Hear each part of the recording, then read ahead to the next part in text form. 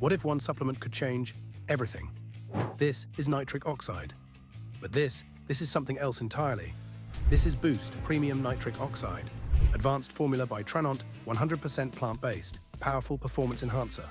This is next-level performance engineered for those who demand more. Improve sexual health, increase blood flow.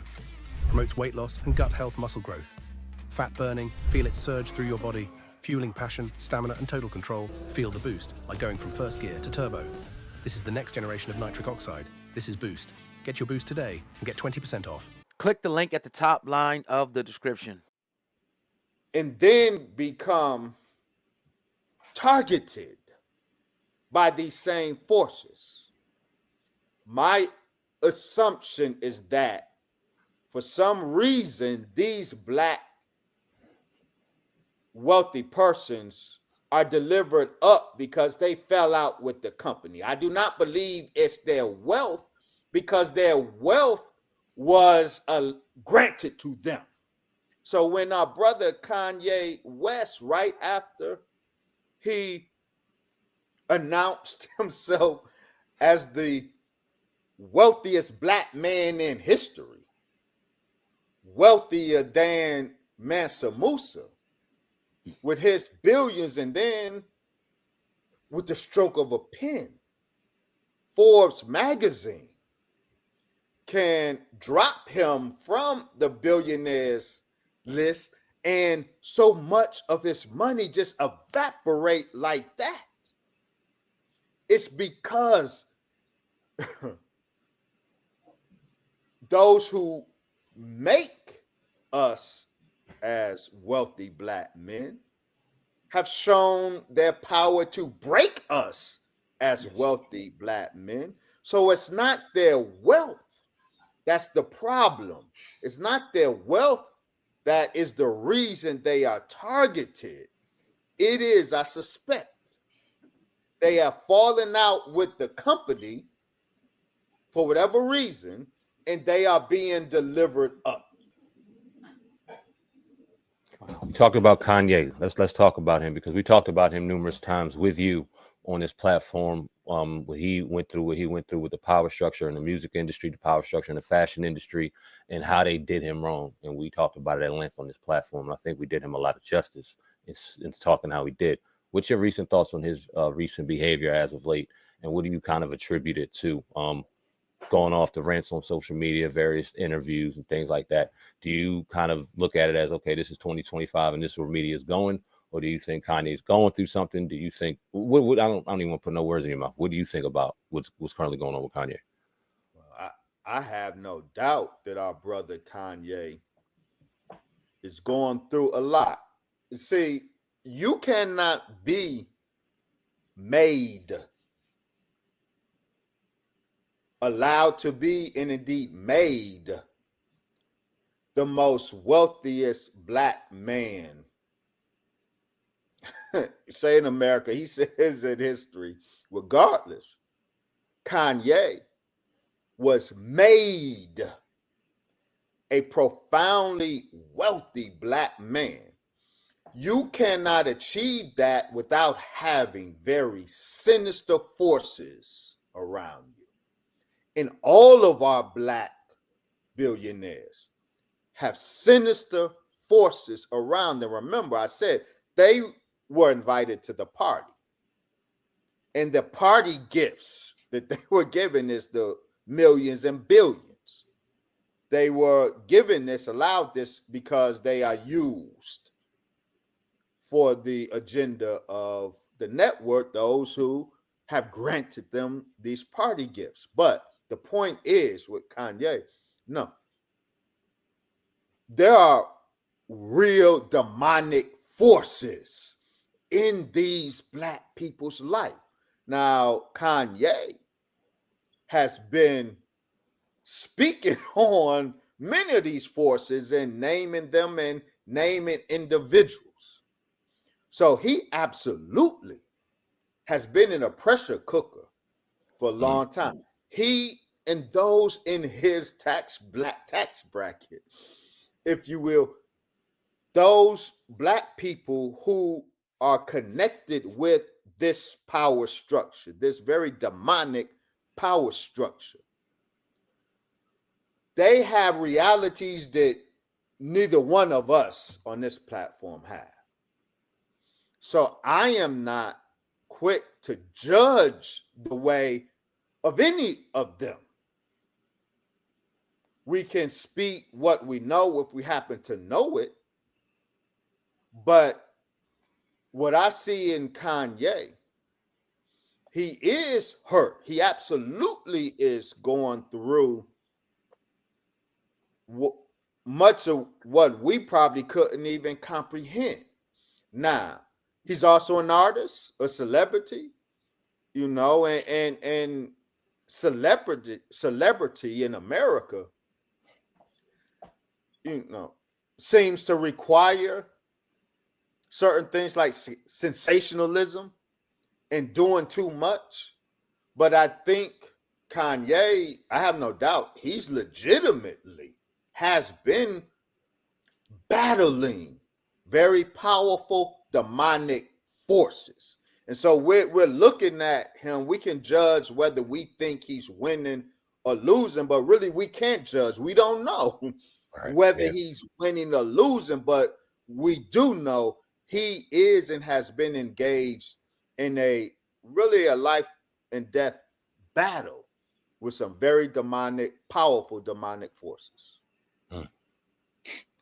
So how do we I would say as a community combat, you know, the female artists, the male artists right now? It seems like hip hop through drill music, through what you coin slut rap is getting worse and worse and worse to the point it's getting more pornographic.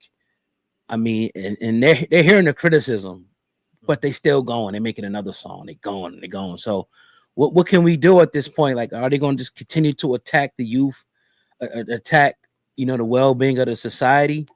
Like, what do we do, in your opinion? So to answer the first question, will they continue? They absolutely will continue. Mm-hmm. We should never think that this problem will be solved when they stop. Mm-hmm. They will never stop.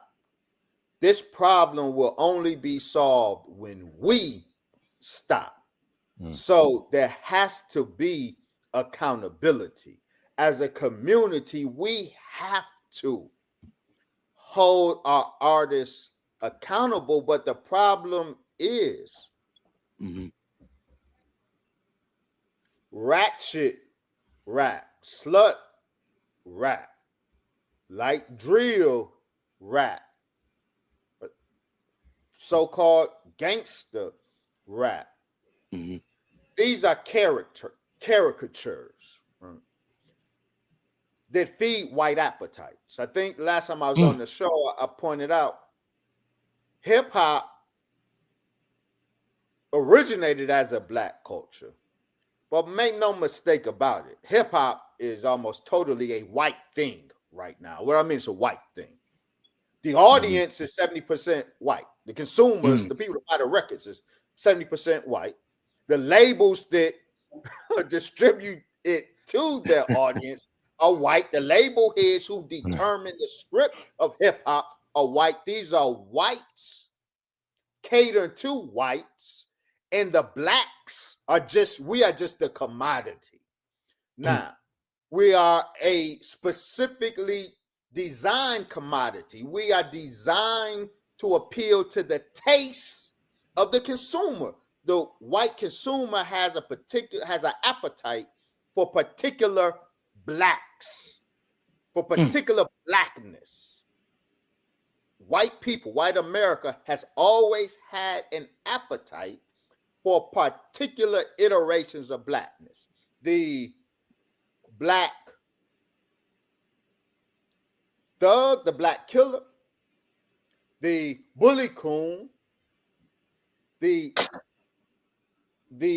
pantsy, the feminized black man, or the threatening black man, threatening to his own, and the black Jezebel, the black harlot. These are the three types of blackness that the white appetite enjoys. So the white label heads that green light the script of all hip hop, mainstream hip hop, commercial hip hop, successful hip hop, the white label heads ensure that the artists fit into one of these three categories of blackness that the white consumer enjoys: the bully coon, the nigga killing nigga, or the pantsy, the feminized black man, and the black Jezebel, the black harlot. So that's all we see in hip hop. All right, one of these three. That's the blackness that is represented to the world. So the solution, they will never stop that. This goes all the way back to Jim Crow days, Reconstruction. They will not stop producing what pleases the appetite of the primary consumer, white people. It is us as artists and as a community who have to stop placing ourselves in those categories. And we do it because we have one singular objective: the bag. We want to be rich. We want to be famous. So they can hand us a script and say, rap this, be like this. And Ice Cube Detail, who has been he's an insider, a long-time insider, and at this point, a whistleblower in terms of the mechanics of the industry. And he detailed how label heads write scripts for the art of the artist. Of course, the label head doesn't write the script, write the lyrics, but the label head will get the writer for an artist and tell that writer to write a particular lyrical script and make this artist rap that song. And it's content that advances the agenda of the label head. And so, but we have to take communal accountability, because we culturally, we put the seal of approval on it. Culturally, we put the seal of approval on the caricature of blackness that white folks create for white folks, for their appetites. But we put the seal of approval on it. So the problem is ours. The responsibility is ours, not just our black artists who are guilty of seeing nothing beyond the bag that they want, but the problem and the responsibility is ours communally, because we green light it. We say, yeah, that's the ish. We buy it. And the problem is the difference between a white consumer and a black consumer. A young white consumer listening to drill rap, that's voyeurism for them. They don't try to be that. They don't emulate that. That's entertainment for them. It's like going to a zoo. It's seeing all this wildness, but they going right back home to their safe luxury. But the young black listener thinks that's a reality to emulate. So that plays out in our communities. It don't play out in the white suburbs where most of the consumption takes place. But it plays out in our community because we emulate that. White folks just are entertained by it. Right. So how do go on. I'll give a two-part question. So sorry about that. Good, bro.